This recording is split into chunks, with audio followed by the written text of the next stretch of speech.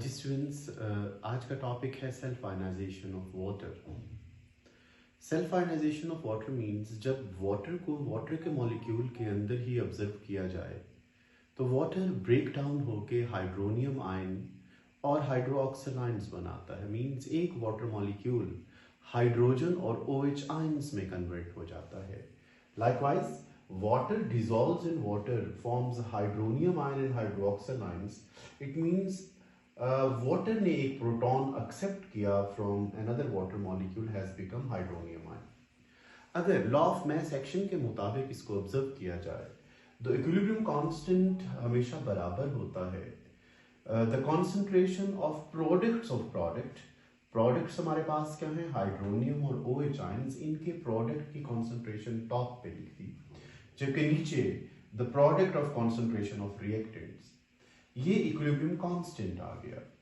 Kc की value को अगर इस वाटर से मल्टीप्लाई करते हैं, इस साइड पे ये डिवाइड हो रहा था, मल्टीप्लाई होगा तो it will become Kw, ionisation constant of water at standard conditions like room temperature is 298 Kelvin and 1 atmospheric pressure, 1 molar substance is involved. ये हमेशा इक्वल हो जाएगा हाइड्रोनियम आयन OH आयन। हम जानते हैं क्योंकि इसके अंदर हाइड्रोनियम आयन में एडिशनल एक प्रोटॉन है, उसे हाइड्रोजन आयन करके सेपरेट लिख देते हैं। So Kw would be equal to hydrogen ion and hydroxyl ion.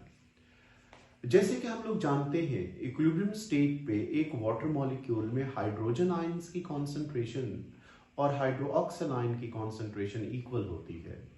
इसी तरह जब Kw की कॉन्सेंट्रेशन होती है 10 एक्सपोनेंशियल पावर -14 तो 50% हाइड्रोजन आयन की तरफ चली जाएगी, 50% हाइड्रोक्सिल आयंस की तरफ। तो वाटर के अंदर हाइड्रोजन आयंस की कॉन्सेंट्रेशन बन जाएगी 10 exponential power -7, same for the hydroxyl ions. Students, जब हम इसको एंड करते हैं तो हम लोग दो चीजों की तरफ जाते हैं, इधर कि कब एक सोल्यूशन एसिडिक होगा, कब एक सोल्यूशन बेसिक होगा और कब एक सोल्यूशन न्यूट्रल होगा। जब किसी सोल्यूशन की pH 7 से कम होगी, फॉर एग्जांपल उसकी रेंज 1 to 6.9 होगी, तो वो सोल्यूशन एसिडिक सोल्यूशन कहलाता है। जबकि ऐसा सोल्यूशन जिसकी pH 7 से ज्यादा mean 7.1 and it may rise up to 14 तक होगी, तो वो बेसिक सोल्यूशन कहलाता है। जबकि ऐसे सॉल्यूशंस जिनकी pH 7 होगी उसे हम न्यूट्रल सॉल्यूशन कहते हैं। ये pH होती क्या है? अगर हम pH देखें तो pH means the power of hydrogen ion in any solution. उसको कैसे कैलकुलेट किया जाता है? जबकि हाइड्रोजन आयंस की कॉन्सेंट्रेशन को माइनस लोगरिथम से मल्टीप्लाई कर दें। देखिए, आप जब डिफाइन करते हैं हम ये कहते हैं negative logarithm of hydrogen ions is known as the pH, power of hydrogen ions. Look at that, मैंने यहां पे मेंशन कर दिया pH equals to minus log of concentration of hydrogen ions जब आप power of hydrogen ions find out कर रहे होंगे। इसके बरक्स जब आप POH फाइंड आउट करेंगे, पावर ऑफ हाइड्रोक्सिल आयंस, तो हाइड्रोक्सिल आयंस की कॉन्सेंट्रेशन को माइनस लॉग से मल्टीप्लाई कर देते हैं।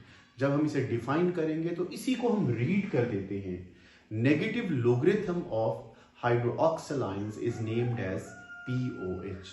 और इन दोनों की बुनियाद पे किसी भी सोल्यूशन को हम एसिडिक, बेसिक या न्यूट्रल कंसीडर करते हैं। मैंने अभी थोड़ी देर पहले बताया pH 7 से कम होगी तो एसिडिक सोल्यूशन होगा, अगर pH 7 से ज्यादा होगी तो बेसिक सोल्यूशन होगा, अगर किसी भी सोल्यूशन की pH 7 होगी तो वो सोल्यूशन न्यूट्रल सोल्यूशन कहलाएगा।